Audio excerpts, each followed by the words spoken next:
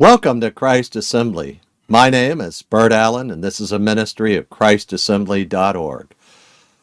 I often talk to folks who are going through really difficult circumstances.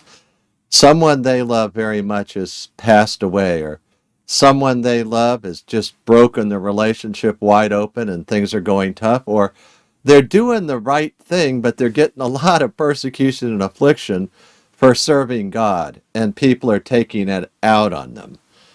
And you go, what do you do when things are kind of tough in your life and you feel affliction, persecution, tough times? Um, what's it like? How do you get through that? How do you make sense of all that? Well, let's turn to Second Corinthians chapter 1.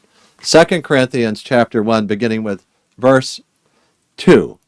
Paul in verses 1 and 2 has introduced himself to the Corinthians. This is his second letter to them that we have in the New Testament. They know him well. He went there, stayed at least 18 months in Corinth, planning the church there and getting things rolling. So now he's writing them. After the First Corinthians, they had some questions and issues he addressed. Verse 3, Blessed be the God and Savior of our Lord Jesus Christ, the Father of mercies and God of all comfort. So if you're going through a really tough time with persecution, affliction, and you haven't done anything wrong, it's just all this stuff pouring down upon you, hard times, you need the comfort. Where's that comfort going to come from? It's going to start with your lips. And you go, what are you talking about? The comfort you seek starts with your lips. Blessed be the God of all comfort. Acknowledge God in your deepest, darkest times of woe. Call him blessed. Blessed be the God of all comfort, the God of our Lord Jesus Christ. Don't lose your focus on God. Keep in mind that God's not abandoned you to persecution. He's leading you through persecution. You're walking behind him when you're doing his will and his ministry every day. He will lead you through times of persecution, but he remains the God of all comfort, comfort that goes way beyond anything we have on earth. Verse 4, let's go to the next one.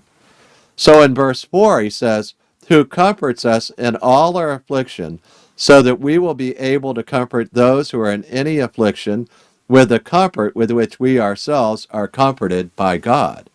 So this is kind of mind-bending, what he's saying here in the next verse there. He says, as we are smack dab in the middle of hard times, affliction, persecution, we start by blessing God. He's the God of all comfort. And then number 2, we recognize that he comforts us every day during that time of affliction. He loves us. He cares for us. He's pouring that comfort into our lives. But don't stop there, because he says, I'm sending all this comfort into your life, and I feel it, and I love it, and I enjoy it. And then he says, now turn and pass that comfort on to the people around you who are going through that persecution and affliction in their life. So God sends his comfort into my life, that I would be a conduit, a pipe of that comfort going to other people. So let's make sure we got the picture. As I'm sitting here feeling the comfort of God and blessing him for this comfort, he says, I'm sending you that comfort so that you will share it with other people going through the same thing. Don't lose sight of that.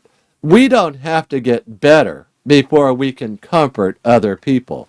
He says they're simultaneous. While that ongoing comfort of God, that present, active, meaningful comfort from God is flowing through my life in tough times, he says, Bert, don't get wrapped up just in your own life. Pass that comfort on to the people around you that are going through it too. Wow. No, Lord, I need to feel your comfort get better, and then I can help them. When I got all my problem solved, I'll help them. And God says, no. With that comfort that I'm pouring into your life, you start pouring that immediately into them. We need to be daily ministers for Christ all the time, every day. Even going through affliction and grief, when we got the comfort of God in our life, Share it with them. I've had friends call me and say, my son died. And you give them the comfort of God, but you encourage them to realize in their deepest, darkest times that you turn around during those times and you share that comfort that God's giving you with other people. Next verse. He says, verse 5, "For just as the sufferings of Christ are ours in abundance, so also our comfort is abundant through Christ." So let's take that in parts. For just as we have, how did he put it? The sufferings of Christ are ours in abundance. We have an abundance of suffering when we minister for God. When we're out there sharing the gospel, making learners for Jesus Christ, people will give us a bad time when we do that. We will feel suffering and affliction. You can have suffering and affliction from many different areas, many different people. And God says, you're going to have an abundance of that suffering that Christ went through. Remember, Christ did not suffer for sinful behavior because he was sinless. He suffered for bad behavior of other people poured upon him. And then he says, not only are the sufferings of Christ going to be ours in abundance, but also the comfort is abundant through Christ. One of the things I love God for, the things he does in our life, is he pours out comfort in abundance. He gives us wisdom in abundance. He gives us his love in abundance, way beyond all that we can ask or think. And he says, I want you to be pouring that out into other people. When your life is about to feel the crushing blows of persecution and affliction, you go, oh, I feel the abundant comfort of God. And I remember 2 Corinthians 1, that I ought to be turning and sharing that with other people while I'm right in the middle of the persecution and affliction. That even then I'm going to be that daily minister for Christ that reaches out with God's comfort flowing from God through me to them. And I'm going to be putting it right over there into their life while I'm going through it myself. And they know I'm going through it. So just because you're being persecuted today does not mean that it's not the time to be pouring that comfort into other people's lives. Let's pray. Father, we thank you for the comfort that you pour into our lives, and even as the abundance of Christ's sufferings are present in our life, so also the abundance of his comfort and your comfort are present too. May we be other-oriented and love even while we suffer and are afflicted. May we pour your comfort out upon others. In the name of Jesus we pray. Amen. Hallelujah.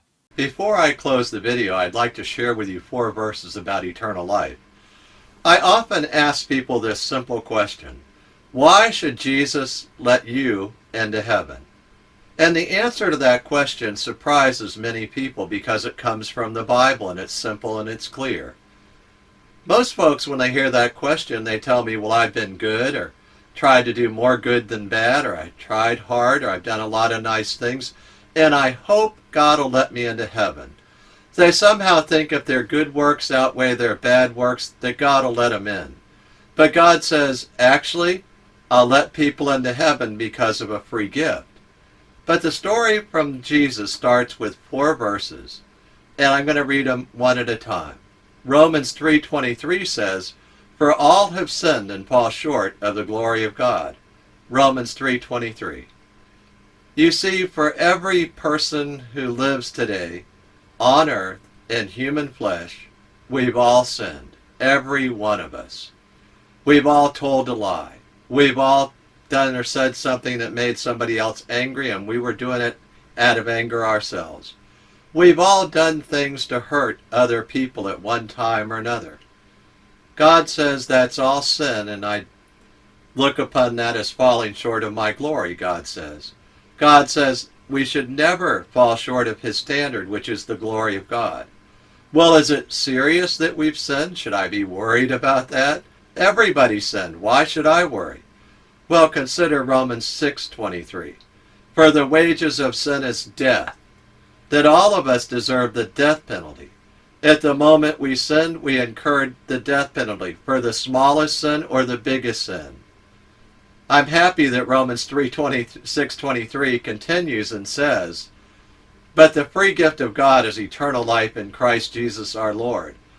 You see, if you've been listening carefully and thinking about what the Bible says, so far we've learned that we're all sinners, we all fall short of the glory of God, and we all deserve the death penalty.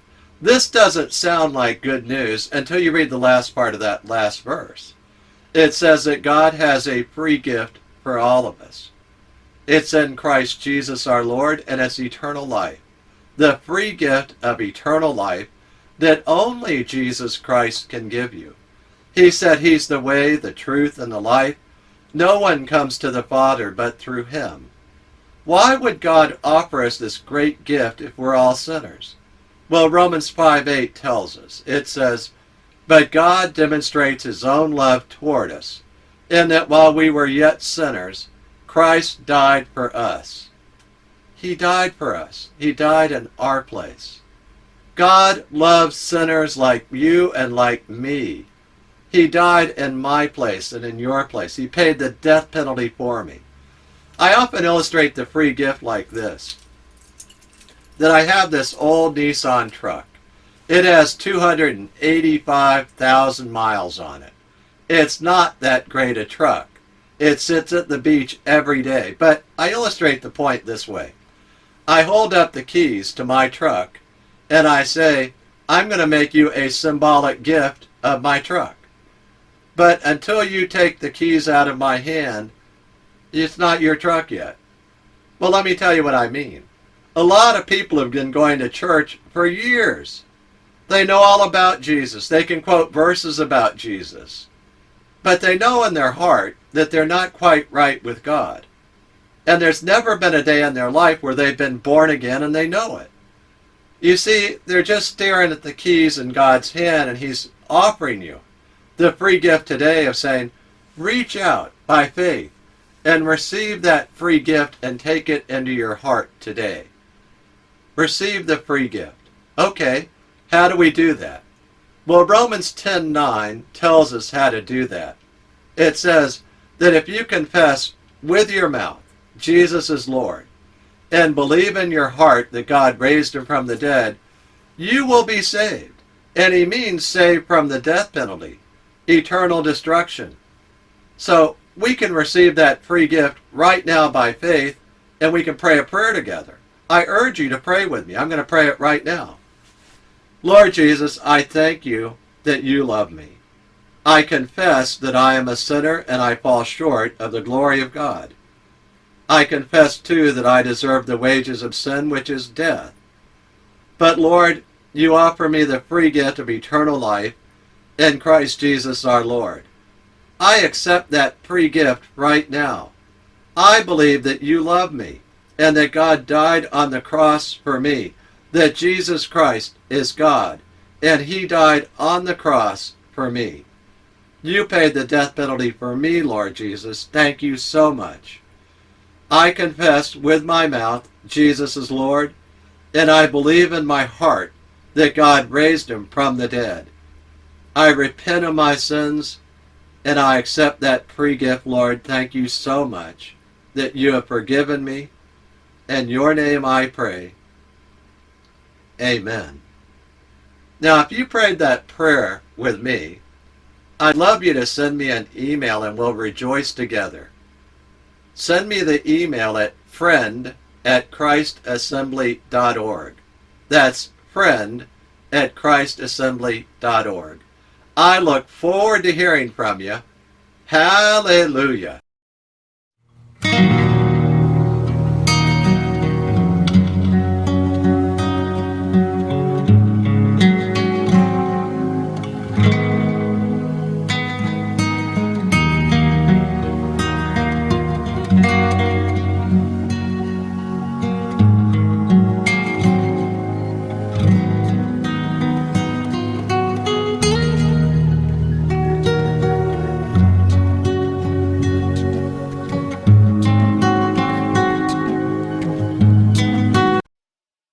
Scripture quotations taken from the NASB, New American Standard Bible, copyright 1995 by the Lockman Foundation.